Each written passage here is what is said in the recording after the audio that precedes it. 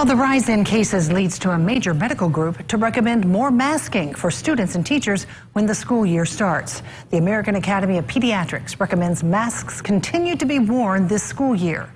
Eyewitness News' Mike Pickett tells us if school districts in our area plan to change their policies when classes begin.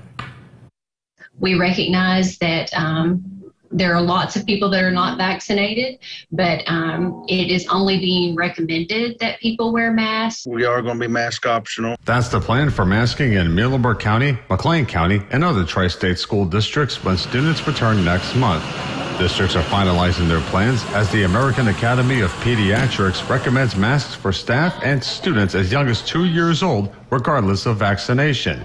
The group says a large portion of students are still not vaccine eligible. Dr. April Abbott of Deaconess Health says symptoms could also resemble other respiratory illnesses. One of the other pieces of that is that the symptoms with the Delta variant are more similar to other upper respiratory tract infections. And so you are going to have those kids that have more congestion and runny nose, things that would be more commonly seen with other respiratory viruses compared to some of the earlier variants that we had with COVID.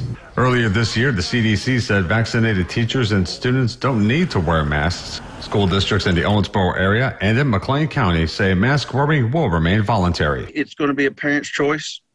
And if we see some things that are happening in the district, we're going to tighten it up, just like we did last year. Educators in several districts, including Warwick County and Hancock County, say they could adjust plans if cases continue rising when the school year starts. A spokesperson for Owensboro Public Schools tells us they currently have no plans to change how they're going to start their school year based on those recommendations from the AAP.